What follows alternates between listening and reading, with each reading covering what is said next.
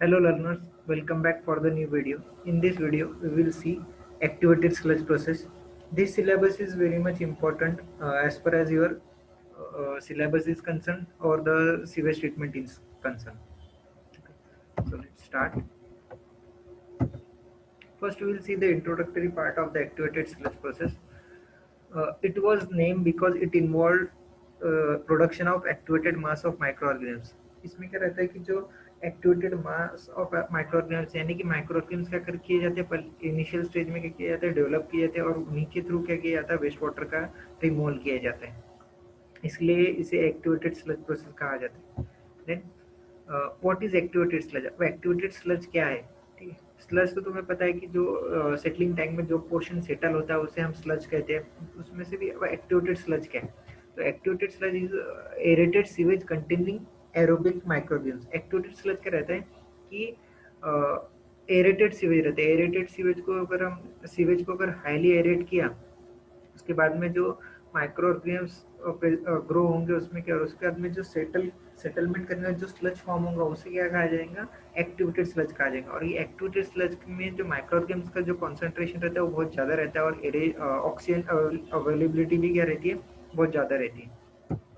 Then the effluent from the primary treatment is mixed with activated sludge and is aerated in the aeration tank. जो activated sludge process क्या है? Activated sludge process है secondary process. Okay, secondary process है यानी कि इसके पहले हमने प्रीलिमिनरी और प्राइमरी ट्रीटमेंट दिए हुए है. तो जो एफ्लुएंट आने वाला है प्राइमरी ट्रीटमेंट में का जो एफ्लुएंट आने वाला है वो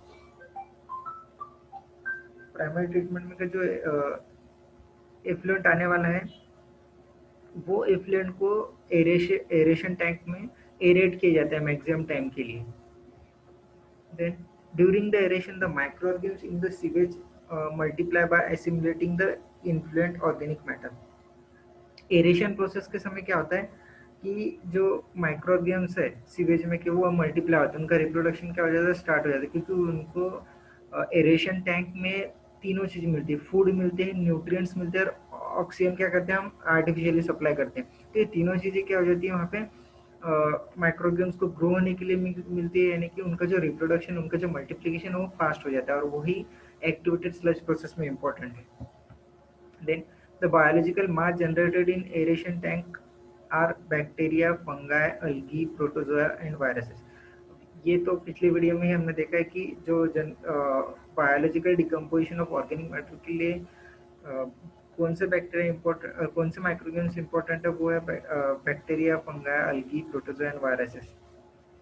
then the biomass is generally flocculent and quick settling. जो बायोमास रहता है फ्लोकुलेंट रहता है और क्विक सेटलिंग रहता है, यानी कि उसका जो सेटलमेंट होता है, जो बायोमास का जो सेटलमेंट होता है वो इजीली हो जाता है सेकेंडरी सेटलिंग टाइम में. वो बायोमास इजीली सेटल होता है इसलिए उसे क्विक सेटलिंग भी कहा जाएगा. Then the biomass is separated from aeration tank in settling tank and is recycled continuously. जो बायोमास रहता है वो एरेशन टैंक में से सॉरी जो बायोमास रहता है जो एरेशन टैंक से सेटलिंग टैंक में पास किया जाता है, उसके बाद में सेटलिंग टैंक में उसको क्या किया जाता है? सेपरेट किया जाता है. लिक्विड और सॉलिड सेपरेशन होता है. और वो जो बायोमास है वो बायोमास का कुछ पोर्शन क्या किया जाता है? डिस्पोज किया जाता है और कुछ पोर्शन क्या किया जाता है? रिसाइकल किया जाता है. और जो रिसाइकल किया जाता है उसे बोला जाता है रिसाइकल एक्टिवेटेड स्लज. जो स्लज को रिसाइकल किया जाता है उसे बोला जाता है रिसाइकल एक्टिवेटेड स्लज. वो आगे चल के हम डिटेल में देखेंगे. Then the recycle sludge and the sewage in the aeration tank is referred as mix liquor. ठीक है, जो एरेशन टैंक में जो सस्पेंडेड सॉलिड्स प्रेजेंट रहते हैं, माइक्रोऑर्गेनिम्स प्रेजेंट रहते हैं, उसे मिक्स लिकर कहा जाता है. Mix liquor actually mix liquor suspended solid कहा जाता है. तो मिक्स लिकर सस्पेंडेड सॉलिड यानी एमएलएसएस क्या है, ये वीडियो के इसी पीपीडी में मैं तुम्हें एक्सप्लेन करूंगा. Then why some part of activated sludge is recycled. Activated sludge का कुछ पोर्शन रिसाइकल क्यों किया जाता है? इसका रीजन यही है कि जो to maintain high concentration of active microorganisms, aeration tank में एक्टिव माइक्रोऑर्गेनिम्स का कॉन्सेंट्रेशन इंक्रीज करने के लिए क्या किया जाता है? रिसाइकल किया जाता है. अब इस रिसाइकल करने से एक्टिव माइक्रोऑर्गेनिम्स का कॉन्सेंट्रेशन कैसे बढ़ेगा? इनिशियली वेस्ट वाटर जो रहता है, इनिशियली वेस्ट वाटर में जो माइक्रोग्राम्स रहते हैं उनका कॉन्सेंट्रेशन बहुत कम रहता है। एरेशन टैंक में आने के बाद उनका रिप्रोडक्शन मल्टीप्लिकेशन स्टार्ट होता है, तो इसीलिए उनका जो नंबर है, काउंट जो है वो काउंट बढ़ जाता है। अगर वो स्लज हमने डायरेक्ट डिस्पोज कर दिया तो जो माइक्रोग्राम्स का जो काउंट है एरेशन टैंक में वो तो बढ़ने वाला नहीं, क्योंकि वेस्ट वाटर में से जो वेस्ट वाटर में जो माइक्रोग्राम्स आते हैं वो बहुत कम रहते हैं और उतने माइक्रोग्राम सफिशिएंट नहीं रहते, इसीलिए जो स्लज है, एक्टिवेटेड स्लज है, उसे रिसाइकल किया जाता है, एक रीजन है। Then to accelerate the BOD removal increase करने के लिए, जो rate of oxidation of organic matter को इंक्रीज करने के लिए, अगर माइक्रोग्राम्स एरेशन टैंक में ज़्यादा प्रेजेंट रहेंगे तो बीओडी रिमूवल यानी कि ऑक्सीडेशन ऑफ ऑर्गेनिक मैटर क्या हो जाएगा, फास्ट होगा, हाई रेट से होगा, अगर कम रहेंगे तो फिर स्लो रेट से होगा। Then to maintain proper F M ratio, F M ratio क्या रहता है बाद में एक्सप्लेन करने वाला हूँ मैं। Food to micrograms ratio is F M ratio is food to micrograms ratio, यानी फूड कितना अवेलेबल है, ऑर्गेनिक मैटर कितने अवेलेबल है और माइक्रोग्राम्स कितने प्रेजेंट है, इसका रेशियो मेंटेन करने के लिए। ऐसा भी नहीं होना चाहिए कि फूड बहुत ज़्यादा है माइक्रोग्राम्स कम है, ऐसा भी नहीं होना चाहिए कि माइक्रोग्राम्स बहुत ज़्यादा है फूड बहुत कम है, उस केस में इंडोजिनस रेस्पिरेशन हो जाएगा, इसलिए प्रॉपर मेंटेन करना पड़ता है F M ratio as per design criteria. Then BOD 5 removal efficiency is 80 to 95%। अब एक्टिवेटेड स्लज प्रोसेस में जो बीओडी 5 रिमूवल इफिशियंसी है, बीओडी 5 रिमूवल इफिशियंसी ने ऑर्गेनिक मैटर की रिमूवल इफिशियंसी कितनी है, 80 to 95% organic matter removal efficiency है। Effluent of ASP is clear and sparkling content less organic matter. जो एफ्लुएंट आने वाला है, एफ्लुएंट है कोई भी सिस्टम में से वाटर जो बाहर आता है, वेस्ट वाटर जो बाहर आता है उसे एफ्लुएंट कहा जाता है। तो जो एफ्लुएंट ऑफ एएसपी है वो क्लियर एंड स्पार्कलिंग रहता है and content less organic matter. जैसा सीवेज तुमने देखा होगा, सीवेज में उसका कलर भी अलग दिखता है, उसमें सस्पेंडेड सॉलिड्स दिखते हैं, फ्लोटिंग मैटर दिखते हैं, लेकिन एक्टिवेटेड स्लज प्रोसेस के बाद जो वाटर दिखता है वो क्लियर एंड स्पार्कलिंग दिखेगा और उसमें ऑर्गेनिक मैटर भी बहुत कम रहेंगे, क्योंकि 80 to 95% ऑर्गेनिक मैटर क्या हो जा रहा है, इधर रिमूव हो जा रहा है। Then bacterial removal efficiency is 90 to 95%। Bacteria की जो रिमूवल इफिशियंसी है वो 90 to 95%, क्योंकि बैक्टीरिया क्या रहते हैं, फ्लोकुलेंट और क्विक सेटलिंग नेचर के रहते हैं, इसलिए क्या हो जाता है कि सेकेंडरी सेटलिंग टैंक में वो इजीली क्या हो जाते हैं, सेटल हो जाते हैं, इसलिए जो रिमूवल इफिशियंसी वो removal efficiency 90 to 95%। Then at the start of the plant there is a at the start of the plant there is a problem of activated sludge। अब इनिशियली जो रहता है वेस्ट वाटर में, जैसे पता है तुम्हें कि वेस्ट वाटर में माइक्रोऑर्गेनिम्स और बैक्टीरिया बहुत कम रहते हैं, ठीक है। अब वेस्ट वाटर में माइक्रोऑर्गेनिम्स बैक्टीरिया कम है, लेकिन हमें एक्टिवेटेड स्लज बनानी है, एक्टिवेटेड स्लज रिसर्कुलेट करें, उसी वजह से क्या होगा कि जो हाई कॉन्सेंट्रेशन है वो मेंटेन होगा, बीओडी रिमूवल रेट एक्सेलरेट होगा। लेकिन ये माइक्रोग्राम्स का काउंट इजीली एकदम से थोड़ी बढ़ेगा, 1 घंटे में, 2 घंटे में, 1 दिन में, 2 दिन में, 1 वीक में, इसे बहुत ज़्यादा टाइम लगता है बढ़ने, एक्टिवेटेड स्लज डेवलप होने को। इसीलिए इनिशियली क्या किया जाता है कि जो वाटर है वो वाटर को कंटिन्यूसली वेस्ट वाटर को कंटिन्यूसली क्या किया जाता है, रिसर्कुलेट किया जाता है, जब तक कंसिडरेबल काउंट में एक्टिव माइक्रोऑर्गेनिम्स डेवलप नहीं होते, तब तक कंटिन्यूसली क्या किया जाता है, रिसर्कुलेट किया जाता है, पूरा की पूरा स्लज क्या किया जाता है, रिसर्कुलेट किया जाता है। अब एक्टिवेटेड स्लज में और क्या प्रॉब्लम है, a period of 4 weeks is required to form activated sludge. जब रिसर्कुलेट करते हैं कंटिन्यूसली तो उसे कम से कम 4 वीक लगने वाले, 4 वीक तक कंटिन्यूसली क्या करना पड़ेगा हमें, जो एक्टिवेटेड स्लज है या फिर जो वेस्ट वाटर ट्रीट हो रहा है एरेशन टैंक में, जो उसे कंटिन्यूसली रिसर्कुलेट करना पड़ता है, उसके बाद ही एक्टिवेटेड स्लज जो है वो डेवलप होती है।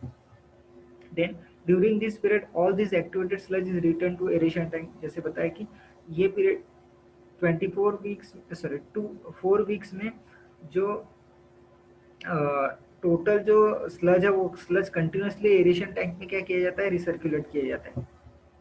Then sometimes new plant is seeded with activated sludge from another plant.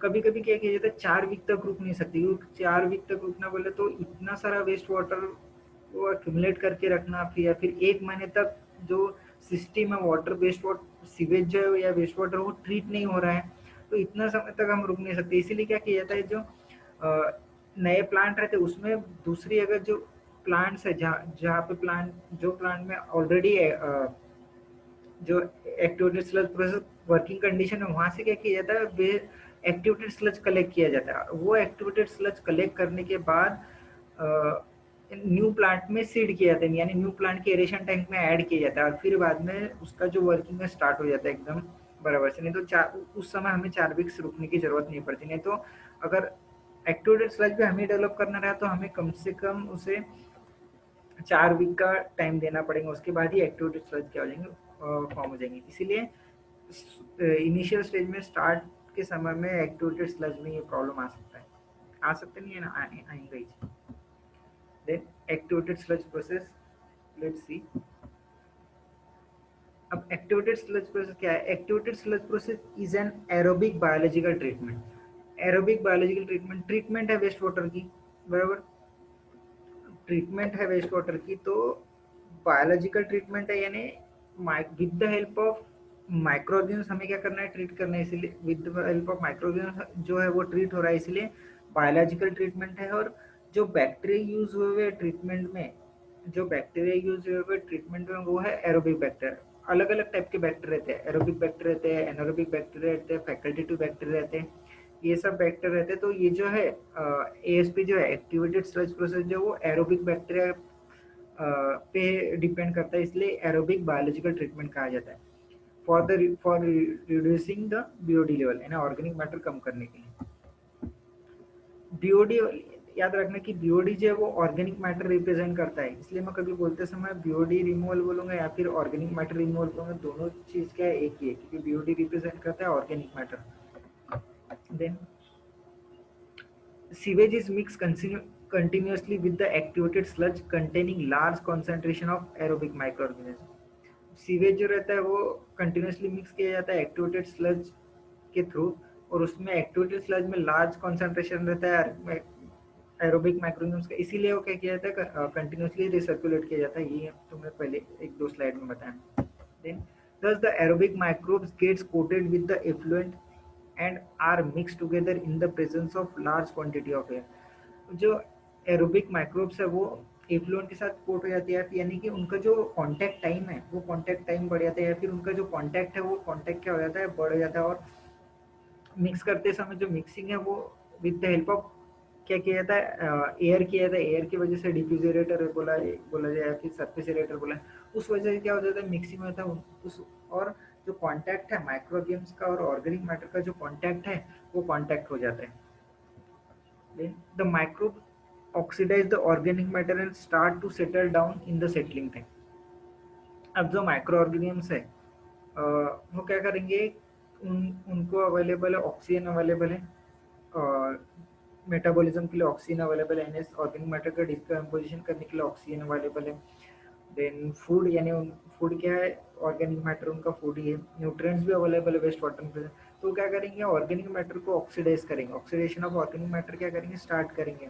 और उसके बाद में सेटलिंग एक ऑर्गेनिक मैटर का ऑक्सीडेशन कंप्लीट होगा, उसके बाद में वो वाटर को सेटलिंग टैंक में पास किया जाता है, और सेटलिंग टैंक में उसका क्या हो जाता है, सेटलिंग हो जाता है।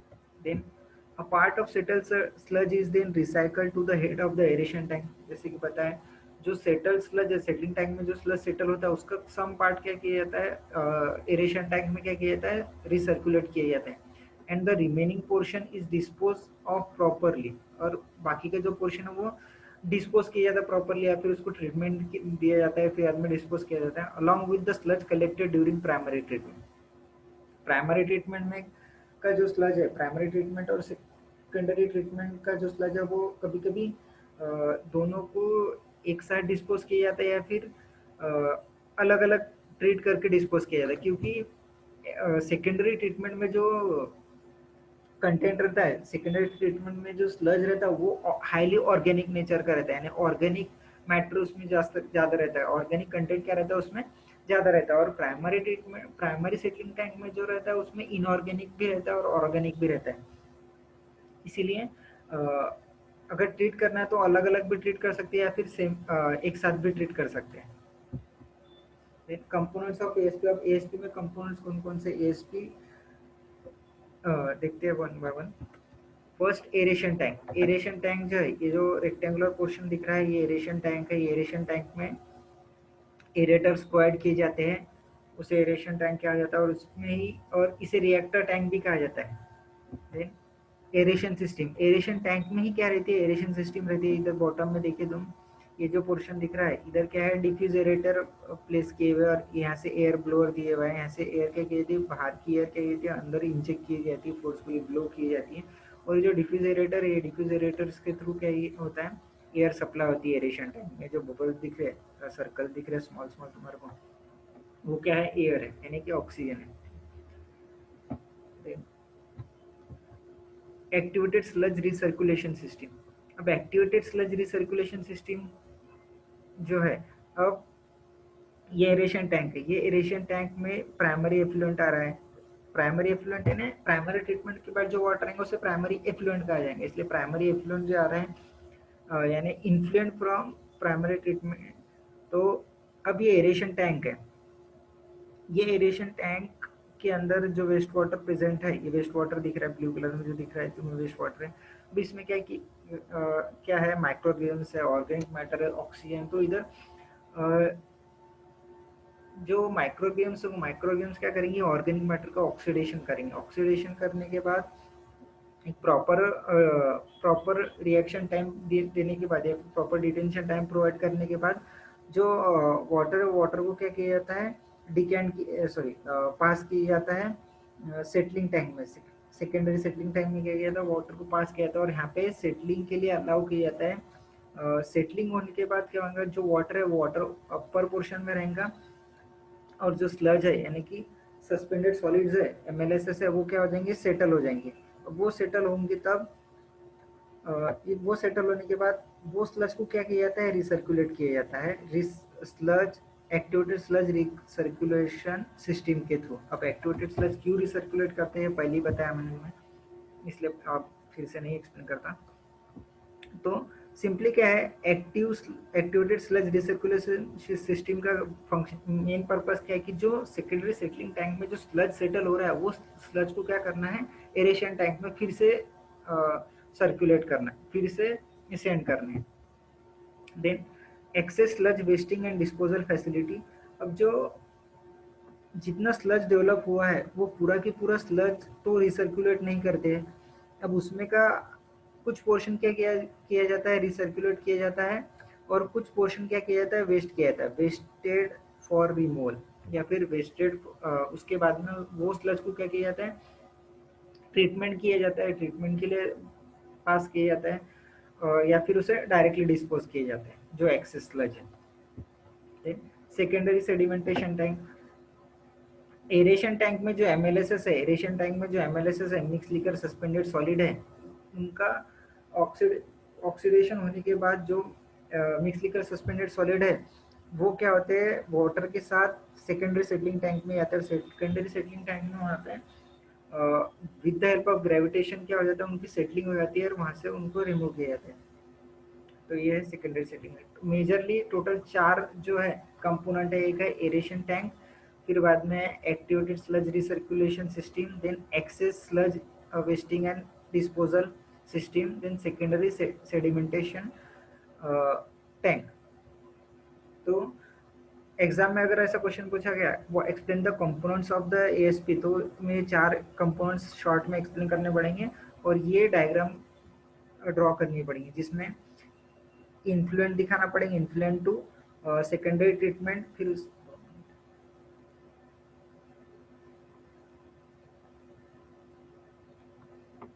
इसमें तुम्हें इन्फ्लुएंट टू सेकेंडरी ट्रीटमेंट दिखाना पड़ेगा। देन रिटर्न एक्टिवेटेड स्लज जो है, ये जो है रिटर्न एक्टिवेटेड स्लज दिखाना पड़ेगा ना। सेकेंडरी सेटलिंग टैंक में का जो स्लज है वो रिसर्कुलेट करते हैं, वो रिसर्कुलेशन सिस्टम दिखानी पड़ेगी। देन एरेशन टैंक दिखाना पड़ेगा, एरेशन टैंक के अंदर जो एरेटर्स है वो एरेटर्स दिखाने पड़ेंगे। उसके बाद में सेकेंडरी सेटलिंग टैंक दिखाना पड़ेगा। इतना पोर्शन तुम्हें दिखाना पड़ेगा, ये इंपॉर्टेंट है 4, और इसका थोड़ा थोड़ा एक्सप्लेनेशन। देन थोड़ा डिटेल में देखते हैं aeration tank. The purpose of aeration tank is to provide oxygenation and mixing. Aeration tank का पर्पज क्या, ऑक्सीजनेशन करना है और मिक्सिंग करना है। ऑक्सीजन ज़्यादा से ज़्यादा ऑक्सीजन क्या करना है, सप्लाई करना और मिक्सिंग करना। यानी बॉटम में अगर हमने अगर एयर प्रोवाइड की तो ऑटोमेटिकली क्या होगा कि जो वाटर है वाटर के अंदर मिक्स होगा, वाटर के अंदर टर्बुलेंस रहेंगे, वाटर एरेशन टैंक में करेंगे टर्बुलेंस रहेंगे और मिक्सिंग जो रहेंगी वो प्रॉपर रहेंगी। और पूरा के पूरा जो MLS है, मिक्स लिकर सस्पेंडेड सॉलिड है, वो कंटिन्यूसली क्या रहने वाला है, एरेशन टैंक में सस्पेंशन में रहने वाला है, वो सेटल नहीं होगा। अगर वो सेटल हो गया इधर तो क्या करेगा, वो जो एरेटर्स है वो एरेटर्स के जो पोर्स रहेंगे या फिर जो होल्स है वो उनको क्या करेंगे, चोक करेंगे और पूरी सिस्टम बंद होने के चांसेस रह सकते हैं। इसीलिए एयर की जो स्पीड है या फिर एयर का जो प्रेशर है वो इतना मेंटेन करना चाहिए कि जो MLS है एरेशन टैंक में वो सेटल ना हो, वो कंटिन्यूसली क्या रहे, सस्पेंशन में रहे। Then waste water comes in contact with active microbial biomass for treatment. Waste water जब वो एक्टिव माइक्रोबियल बायोमास के कांटेक्ट में आता है एरेशन टैंक में, then organic matter is transform into biological mass. जो ऑर्गेनिक मैटर है उनका ट्रांसफर होता है बायोलॉजिकल फ्लॉक्स में, ऑर्गेनिक मैटर में होता है बायोलॉजिकल फ्लॉक्स में न्यू सेल्स डेवलप होते हैं, सेल्स डेड होते हैं, उससे बायोलॉजिकल फ्लॉक्स कहा जाता है। Then minimum DO of about 1 to 2 milligram per liter is necessary for proper development of biological sludge. Biological sludge proper अगर डेवलप होनी चाहिए तो उसे आपको उस समय आपको जो डीओ का कॉन्सेंट्रेशन है वो डीओ कितना मेंटेन करना पड़ेगा, 1 to 2 मिलीग्राम पर लीटर इतना मेंटेन करना पड़ेगा। ज़्यादा रहे तो कोई प्रॉब्लम नहीं, कम नहीं होना चाहिए। Then aeration device should provide proper mixing and agitation. Aeration device जो है वो प्रॉपर मिक्सिंग और एजिटेशन प्रोवाइड करना पड़ेगा। उस हिसाब से हमें क्या करना चाहिए कि जो एरेशन डिवाइस है वो चूज़ करना चाहिए। अगर एरेशन डिवाइस ऐसा चूज़ किया कि वो मिक्सिंग भी प्रॉपर नहीं कर रहा है, एजिटेशन भी क्रिएट नहीं कर रहा और ऑक्सीजन भी सप्लाई नहीं कर रहा, तो फिर वो एरेशन सिस्टम प्रोवाइड करने का कुछ भी फायदा नहीं। Mixing keeps biological floc suspended and ensured contact between waste water and microorganisms. Mixing क्या करता है कि जो बायोलॉजिकल मास है वो बायोलॉजिकल मास को हमेशा सस्पेंशन में रखता है और उस वजह से क्या होता है, जो माइक्रोबियम्स और ऑर्गेनिक मैटर है वेस्ट वाटर में इधर उधर जो प्रेजेंट रहेंगे उनका कांटेक्ट लाता है। और कांटेक्ट आया तो क्या होगा कि माइक्रोबियम्स ऑर्गेनिक मैटर कंज्यूम करेंगे। कांटेक्ट ही नहीं हुआ तो ऑर्गेनिक मैटर कंज्यूम नहीं होगा, ऑर्गेनिक मैटर का ऑक्सीडेशन नहीं होगा और सिस्टम जो प्रॉपर वर्क नहीं करेंगे। देन एरेशन टैंक के type, two types of aeration और mixing system. First diffuse aeration system. Diffuse aeration system में क्या किया जाता है, वाटर को क्या किया जाता है, सॉरी एयर को क्या किया जाता है, वाटर में इंड्यूस किया जाता है, उसे डिफ्यूज एरेशन सिस्टम कहा जाता है। तो उसके जो टाइप्स है वो है, फर्स्ट है डिफ्यूजर्स जो एयर में इंड्यूस किया था diffuser. Then piping and fittings and blowers, जैसे इधर देखिए ये डिफ्यूज एरेटर से, ये है पूरा एरेशन टैंक है। ये एरेशन टैंक के अंदर जो बॉटम में प्लेस किए हुए सर्कुलर शेप के जो दिख रहे हैं तुम्हें, ये सर्कुलर शेप के ये एरेटर से इधर से क्या किया जाता है, जो एयर है इधर से एयर क्या है वाटर में इंड्यूस की जाती है, डिफ्यूज, इसीलिए इसे डिफ्यूज एरेटर कहा जाता है। ये पोर्शन ये बॉटम में प्लेस किया गया है। देन दूसरा टाइप है मैकेनिकल एरेटर। उसमें मैकेनिकल एरेशन सिस्टम में भी दो टाइप है, सरफेस एरेटर और सबमर्ज टर्बाइन एरेटर। तो सरफेस में फिर से दो टाइप है, फिक्स्ड और फ्लोटिंग।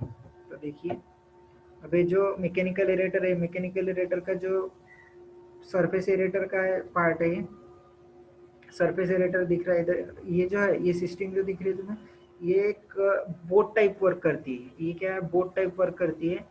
और जैसे generally oxidation point aerated lagoon में यूज़ किया जाता है, तो ये फिक्स नहीं है, ये फ्लोटिंग है, ये फिक्स नहीं है, ये घूमते रहता है वाटर के सरफेस पे, इधर उधर क्या है घूमते रहता है, मूव होते रहता है। और हर जगह हर जगह वेस्ट वाटर में क्या ऑक्सीजन जो है वो ऐड करते रहता है। ये सरफेस एरेटर है। सबमर्ज टरबाइन एरेटर, जैसे कि इधर इधर क्या है, जो टरबाइन है वो टरबाइन सबमर्ज है वाटर में, वो टर्बुलेंस क्रिएट करते हैं, और टर्बुलेंस क्रिएट होने के बाद जो वाटर है, वाटर का और एयर का कांटेक्ट होता है, उस वजह से ऑक्सीजन जो वाटर में ऐड होता है। Then activated sludge recirculation system, thickened sludge is returned back from the secondary clarifier to the aeration tank to maintain desired concentration of biological solids। ये तो पहले ही बता दिया है तुमने कि बायोलॉजिकल सॉलिड्स का कॉन्सेंट्रेशन एरेशन टैंक में इंक्रीज करने के लिए एक्टिवेटेड स्लज का रिसर्कुलेशन किया जाता है। Then includes pumps and necessary piping and fittings, जो है पंप्स लगने वाले, क्योंकि लोअर एलिवेशन से हायर एलिवेशन पे हमें क्या करना पड़ता है, स्लज जो है वो सर्कुलेट करना पड़ता है, इसलिए पंप्स लगेंगे और पाइपिंग और फिटिंग्स भी अपर्टेनेंसेस लगने वाले हैं। Then excess sludge wasting and disposal facility, जो एक्सेस स्लज है हम क्या करते हैं, जो सेकेंडरी सेटलिंग टैंक का जो स्लज है वो कुछ पार्ट ही स्लज क्या करते हैं, रिसर्कुलेट करते हैं, बाकी का पार्ट क्या करते हैं, वेस्ट करते हैं, या फिर डिस्पोजल फैसिलिटीज तक पहुंचाते हैं, या फिर स्लज ट्रीटमेंट यूनिट्स तक पहुंचाते हैं। Secondary sludge contains too much of moisture, hence it is sent to the sludge thickener unit। अब सेकेंडरी स्लज है उसमें 98 to 99% क्या रहता है, मॉइस्चर रहता है, और 1 to 2% क्या रहता है, सॉलिड्स रहता है। Hence it is sent to the sludge thickener, इसीलिए उसे क्या किया जाता है कि सॉलिड लिक्विड सेपरेशन यूनिट में सॉलिड लिक्विड सेपरेशन यूनिट के पास क्या किया जाता है, पास किया जाता है, उसे स्लज थिकनर कहा जाता है। डिफरेंट डिफरेंट टाइप्स के स्लज थिकनर है, gravity thickener, flotation thickener and centrifugal thickener. ये जब हम स्लज थिकनर देखेंगे उस समय ये तीनों चीजें जो है वो डिटेल में एक्सप्लेन की जाएंगी। Then secondary sedimentation tank, secondary sedimentation tank का पर्पस क्या है, to clarify the outflowing aeration tank content. जो मिक्स लिकर का जो मिक्स लिकर सस्पेंडेड सॉलिड जो वाटर में प्रेजेंट है, सीवेज में प्रेजेंट है, उनका क्या करना है, आपने सेडिमेंटेशन करना है, यानी क्लैरिफाई करना है, वाटर सॉलिड और लिक्विड इधर भी सेपरेट करना है। Then to separate and thicken the biological floc from the mix liquor for recycling और वेस्टिंग।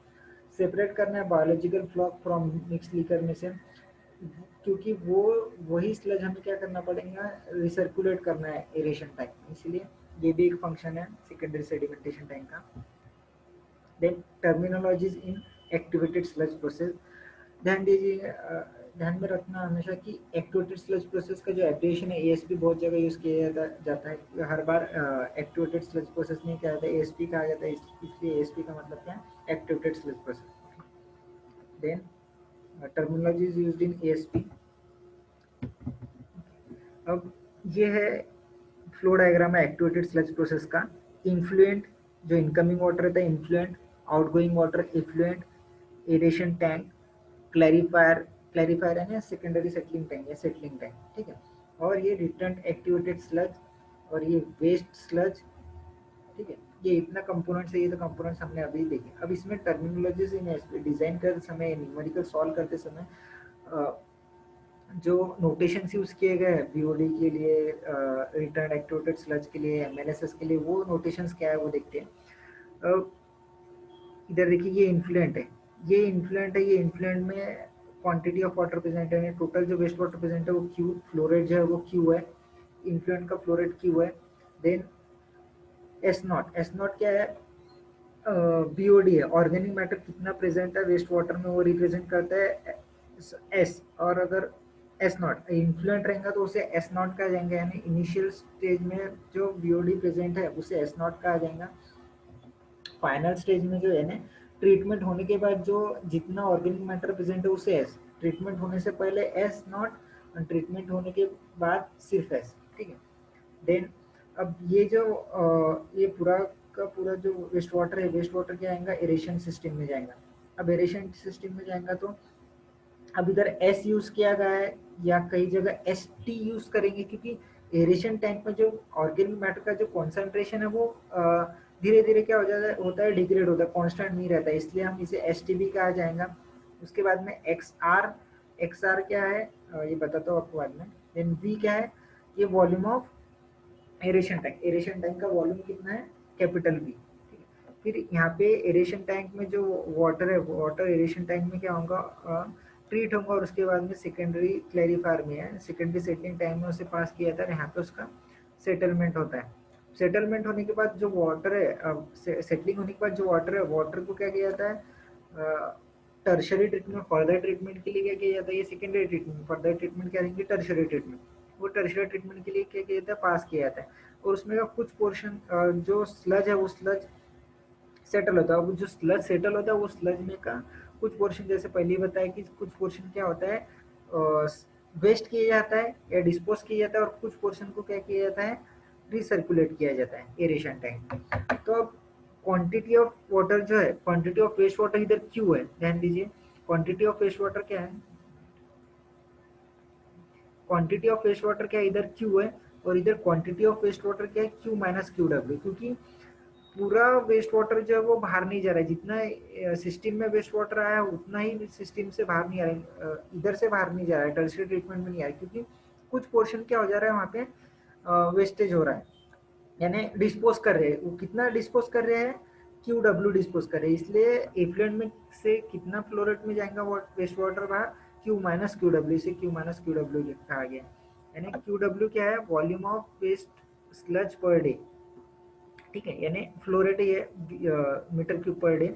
सो ये हो गया। फिर अब एक्स, क्यू हो गया, एस नॉट हो गया, एक्स, एक्स क्या है, इन्फ्लुएंट एमएलएसएस, एक्स नॉट यानी, एक्स नॉट क्या है, influential एमएलएसएस, mix liquor suspended solid का कॉन्सेंट्रेशन, यानी कि माइक्रो ऑर्गेनिम्स का कॉन्सेंट्रेशन, ऑर्गेनिक मैटर का कॉन्सेंट्रेशन जो है वो कितना है, एक्स नॉट है। अब ये सिस्टम में एक्स नॉट जा रहा है, अब इधर एक्स आर दिखाया गया है, सिस्टम में जाने के बाद ये एक्स आर है। एक्स आर क्यों दिखाया गया है, क्योंकि जो रिटर्न एक्स आर क्या है, concentration of solids in return sludge, जो रिटर्न स्लज है, जो स्लज सेटल हो गया उसमें का जो स्लज रिटर्न करते उसमें जो एमएलएसएस का कॉन्सेंट्रेशन है, माइक्रोग्राम्स का कॉन्सेंट्रेशन, उसे एक्स आर कहा गया है। तो वो ये जब सिस्टम में जाएगा, एरेशन टैंक की सिस्टम में जाएगा, तो एक्स नॉट भी जाएगा और एक्स आर भी जाएगा, तो इधर X naught plus X R या फिर उन दोनों का कॉम्बिनेशन क्यों यूज नहीं किया गया, इसका रीजन ये है कि जो एक्स आर का कॉन्सेंट्रेशन रहता है वो एक्स के कंपेरिजन में बहुत ज्यादा रहता है, इसीलिए इधर एरेशन टैंक में जो सिंबल यूज किया गया है एमएलएसएस के लिए, वो एक्स आर ही यूज किया गया है, ठीक है। देन एक्स ई, अब जो अब इधर एक्सी क्या है, concentration of solids in effluent. अब एमएलएसएस जो है एरेशन टैंक में का जो एमएलएसएस वो क्लैरिफायर में आएगा और इधर सेटल होगा, मैक्सिमम क्या हो जाएगा, जो मैक्सिमम माइक्रोग्राम्स है एमएलएसएस है, मैक्सिमम माइक्रोग्राम्स मैक्सिमम एमएलएसएस क्या हो जाएगा, सेटल हो जाएगा इधर, ठीक है।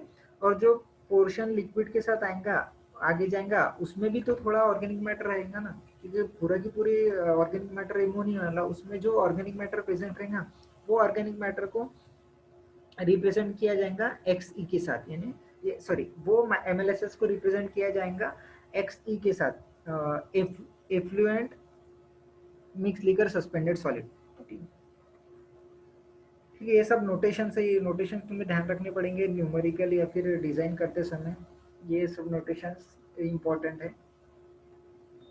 तो नेक्स्ट, अब मिक्स लिकर सस्पेंडेड सॉलिड क्या, अब डिटेल में बताता हूँ। Mix liquor suspended solid, it is an index of the microorganisms, microorganisms indicate करने के लिए mix liquor suspended solids use किया जाता है। माइक्रोऑर्गेनिम्स कितने प्रेजेंट है, क्या कॉन्सेंट्रेशन होगा उसका, वो रिप्रेजेंट करने के लिए क्या किया जाता है, मिक्स लिकर सस्पेंडेड सॉलिड्स का यूज किया जाता है, यानी कैपिटल एक्स। अब मिक्स लिकर सस्पेंडेड सॉलिड्स में, यानी सस्पेंडेड सॉलिड में क्या क्या प्रेजेंट रहता है, यानी एमएलएसएस में क्या क्या प्रेजेंट रहता है, एक है मास ऑफ एक्टिव माइक्रोऑर्गेनिम्स, एक्टिव माइक्रोऑर्गेनिम्स कितने प्रेजेंट है वो, प्लस डेड सेल, जो माइक्रोऑर्गेनिम्स डेड हो गए उनकी सेल, जो डेड सेल है वो, उसके बाद में inert organic as well as inorganic matter, inert organic as well as inorganic matter, यानी जो ऑर्गेनिक मैटर इनर्ट है और इनऑर्गेनिक मैटर है प्रेजेंट है वेस्ट वाटर में, उसे भी रिप्रेजेंट करता है एमएलएसएस। लेकिन इसमें सिर्फ हमें माइक्रोग्राम्स का कॉन्सेंट्रेशन नहीं मिलता, माइक्रोग्राम्स के साथ में कॉन्सेंट्रेशन डेड सेल का भी मिलता है और organic as well as inert organic as well as inorganic matter का भी कॉन्सेंट्रेशन मिलता है। इसीलिए अगर सिर्फ हमें माइक्रोग्राम्स का कॉन्सेंट्रेशन रिप्रेजेंट करना रहेगा तो उसके लिए MLVSS यूज किया जाता है, mix liquor volatile suspended solid, MLVSS पहला था MLSS, ये है MLBSS। तो it eliminates the effect of inorganic matter. जो इनऑर्गेनिक मैटर का जो इफेक्ट था MLSS में, वो क्या करता है, ये इलिमिनेट करता है। तो इसीलिए जो ट्रू रिप्रेजेंटेशन है माइक्रो ऑर्गेनिम्स का, वो ट्रू रिप्रेजेंटेशन MLBSS के थ्रू किया जाता है। देन नेक्स्ट है एरेशन पीरियड और हाइड्रोलिक रिटेंशन टाइम। यही हमने से प्राइमरी सेडिमेंटेशन के समय, डिटेंशन टैंक के समय, सॉरी क्या स्क्रीनिंग टाइम के समय ये जो देखा था, इसे हमने डिटेंशन टाइम कहा गया था। तो detention time, aeration period, hydraulic retention time, ये तीनों एक है, यानी इसका फॉर्मूला भी सेम ही रहने वाला है, HRT is equal to volume upon flow rate. Detention time का ही फॉर्मूला था, क्या था, सेम था। इधर भी फॉर्मूला क्या रहने वाला है, सेम है, क्योंकि तीनों क्वांटिटी क्या है, सेम ही है। देन ऑर्गेनिक लोडिंग रेट और वॉल्यूमेट्रिक लोडिंग रेट। अब ऑर्गेनिक लोडिंग रेट और वॉल्यूमेट्रिक लोडिंग रेट क्या रहती कि जो एरेशन टैंक है, वो एरेशन टैंक में हम कितने अमाउंट में ऑर्गेनिक मैटर हमने लोड किया है, कितने अमाउंट में ऑर्गेनिक मैटर हमने प्रोवाइड किया है। तो ऑर्गेनिक मैटर रिप्रेजेंट किससे क्या किया जाता है, एस से। एस रिप्रेजेंट क्या करता है, ऑर्गेनिक मैटर, यानी एस क्या है, BOD5 है, इन्फ्लुएंट की BOD5 है, यानी कि वही ऑर्गेनिक मैटर है। तो ये 1 लीटर में कितना प्रेजेंट है, S0। 1 लीटर में सस्पेंडेड सॉलिड, सॉरी 1 लीटर में ऑर्गेनिक मैटर कितना प्रेजेंट है, S0। टोटल क्वांटिटी कितनी है अपनी, Q है। टोटल वाटर कितना है, Q। तो टोटल में कितना रहेगा, Q इंटू S0। इसलिए कितना हमने ऑर्गेनिक मैटर सप्लाई किया है सिस्टम को, Q into S0 divided by volume of the system. System का वॉल्यूम जो है वो Q into S0 upon X into V। ठीक है, तो ये हो गया ऑर्गेनिक लोडिंग रेट और वॉल्यूमेट्रिक लोडिंग रेट। इसका यूनिट जो रहेगा मीटर क्यूब, सॉरी केजी पर मीटर, केजी पर मीटर क्यूब। इसे सॉल्व करना पड़ेगा। इसका यूनिट जो है वो मीटर क्यूब पर डे है। इसका यूनिट जो है वो मिलीग्राम पर लीटर है। इसका यूनिट जो है वो मीटर है, सॉरी इसका यूनिट जो है वो मीटर क्यूब है। ये सॉल्व करने के बाद जो यूनिट आएंगे वो न्यूमेरिकल में देखते हैं हम। अभी एकदम से क्लिक नहीं हो रहा मुझे। Then food to microorganisms ratio. अब फूड टू माइक्रो ऑर्गेनिम्स जो रेशियो है वो क्या है, अब ये पहले भी देखा था हमने, F/M रेशियो मेंटेन करना पड़ता है, इसीलिए स्लज को क्या किया जाता है, रिसर्कुलेट किया जाता है। तो अब ये फूड जो है, ये फूड क्या है, नहीं माइक्रोबियम्स का कॉन्सेंट्रेशन क्या, फूड माइक्रोबियम्स के लिए फूड क्या रहता है, ऑर्गेनिक मैटर रहते हैं। ऑर्गेनिक मैटर सिस्टम में कितना प्रेजेंट है वो हो गया फूड, और माइक्रोबियम सिस्टम में कितना प्रेजेंट है वो हो गया कॉन्सेंट्रेशन ऑफ माइक्रोग्राम्स। तो फूड कितना प्रेजेंट है, अभी देखा हमने फूड कितना प्रेजेंट है, Q इंटू S0, यानी ऑर्गेनिक मैटर कितना प्रेजेंट है, Q इंटू S0। और माइक्रोग्राम्स कितने प्रेजेंट है, माइक्रोग्राम्स को रिप्रेजेंट करने के लिए यूज किया जाता है MLBSS और MLSS, यानी X सिंबल क्या किया जाता है, यूज किया जाता है mix liquor suspended solid X। अब ये जो है वो मिलीग्राम पर लीटर है, यूनिट लीटर में इतना मिलीग्राम प्रेजेंट रहता है मिक्स लिकर सस्पेंडेड सॉलिड। अब टोटल वॉल्यूम कितना हमें पता नहीं रहता है। टोटल वॉल्यूम जो रहता है वेस्ट वाटर का वो हमें, सॉरी टोटल कितना रहता है वो फाइंड करने के लिए क्या करना पड़ेगा, टू सिंपली हमें वॉल्यूम ऑफ जो एरेशन टैंक का वॉल्यूम का से क्या करना पड़ेगा, मल्टीप्लाई करना पड़ेगा। इसीलिए जो फॉर्मूला है, सॉरी इधर ये फूड टू माइक्रोग्राम्स रेशियो है, गलती से हो गया,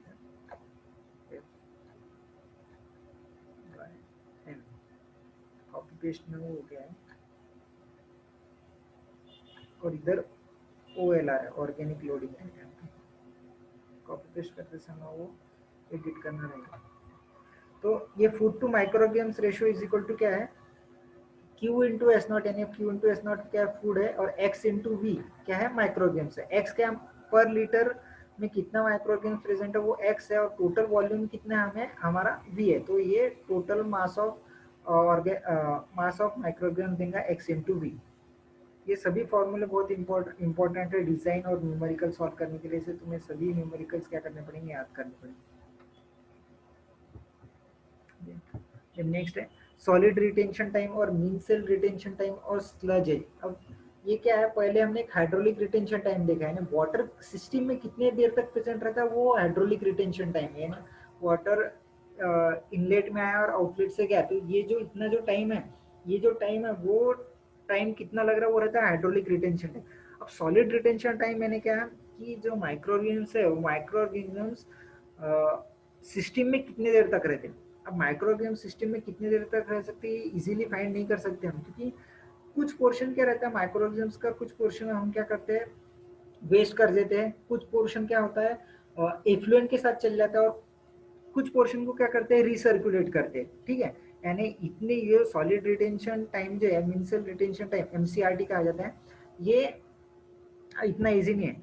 it is so it is defined as the average time for which the mass of suspended solids present in the system. यानी जो मास ऑफ सस्पेंडेड सॉलिड यानी पर्टिकुलरली कौन सा सस्पेंडेड सॉलिड जो बायोलॉजिकल सॉलिड्स है वो प्रेजेंट है water present है सिस्टम में कितने टाइम के लिए, उसे हम कहा जाएगा solid retention time. It is the ratio of mass it is the ratio of MLSS in the aeration tank to the mass of suspended solids leaving the system per day। ये दो चीज का रेशियो है, मास of suspended solid MLSS aeration tank में कितना present है divided by mass of suspended solid system में से बाहर कितने जा रहे हैं, ये दोनों का रेशियो है। तो ये फॉर्मूला है SRT सॉलिड रिटेंशन टाइम, या फिर MCRT भी कहा जाता है, या फिर थीटा सी भी यूज किया जाता है, सभी सिंबल है इसमें।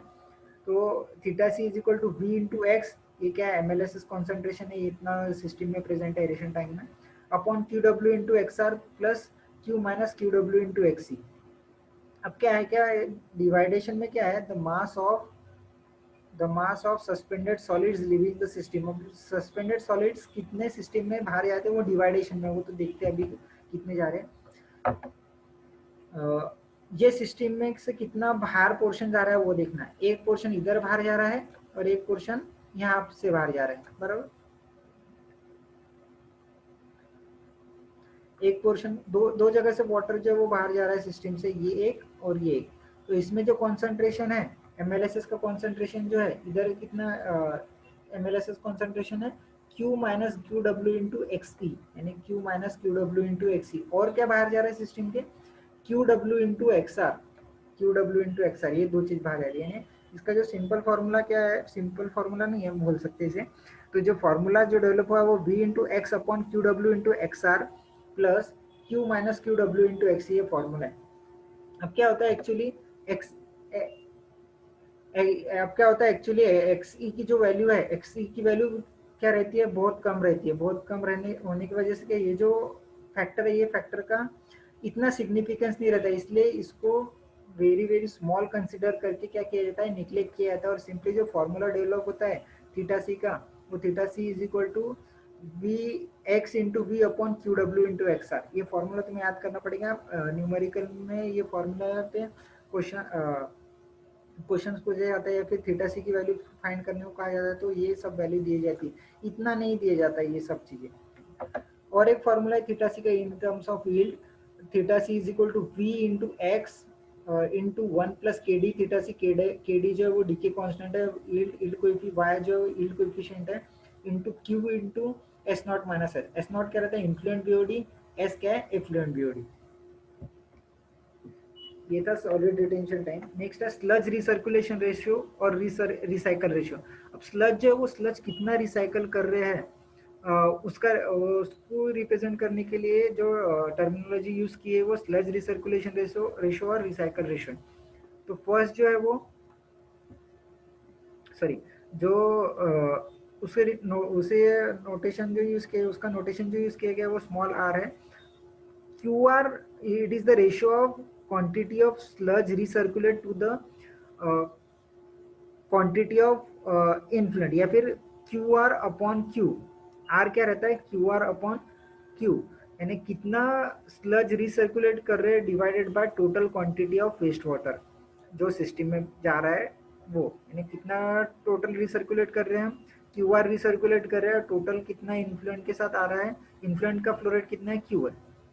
तो R is equal to, R का फॉर्मूला है क्यू आर अपॉन क्यू, और it can be written as X in terms of MLSS concentration के थ्रू अगर एक्सप्रेस करना रहा तो X upon X R minus X. इसका सिंपल रिलेशन इससे कन्वर्ट कर से आता है डेरिवेशन पे, लेकिन डेरिवेशन में इतने डिटेल में जाने की जरूरत नहीं है कैसे फॉर्मूला है, सिर्फ इसे याद रखना X upon X R minus X. ये भी इधर कंप्लीट ब्रैकेट है, X upon complete minus X R minus X इस तरह। Then next oxygen required, oxygen कितना लगने वाला है सिस्टम में, ऑक्सीजन कौन सी चीज़ को लगता है कि जितना ऑर्गेनिक मैटर प्रेजेंट है वेस्ट वाटर में उनको लगने वाला ऑक्सीजन। अब ऑर्गेनिक मैटर कितना प्रेजेंट है ये तो हमने अभी देखा है। और Q into S naught minus S क्या रहता है, ऑर्गेनिक मैटर इतना प्रेजेंट है सिस्टम में। तो फॉर्मूला भी देखिए, oxygen required is equal to, तो ये थोड़ा सा साइड में रखते हैं अभी 1.47, Q into S naught minus S, इतना ऑक्सीजन लगने वाला है और इतना इतना ऑर्गेनिक मैटर, तो इतनी चीज को ऑक्सीजन लगने वाला है। अभी 1.47 नंबर जो है, ये 1.47 जो फिगर है, 1.47 फिगर कहाँ से आई है कि जो एस नॉट जो है वो एस नॉट बीओडी 5 है, और ये क्या है जो ऑक्सीजन जो लगने वाला है, हम ऑक्सीजन लगने वाला वो एल बीओडी के लिए, अल्टीमेट बीओडी के लिए फाइंड करते हैं। इसीलिए जो ऑक्सीजन लगने वाला है वो हम काउंट करना है हमें एल बीओडी के लिए, तो इसीलिए 1.47 जो वो फैक्टर आया है। Conversion BOD to L BOD convert करने के लिए मल्टीप्लाई करना पड़ता है बीओडी को, सॉरी बीओडी 5 को एल बीओडी में कन्वर्ट करने के लिए मल्टीप्लाई करना पड़ता है 1.47 से। 1.47 इंटू बीओडी 5 किया तो अल्टीमेट बीओडी आता है, इसलिए ये इतना मल्टीप्लीकेशन फैक्टर इधर आया है। तो इतना टोटल क्वांटिटी ऑफ ऑक्सीजन लगने वाला है। अब इधर माइनस किया गया है Q W into X are.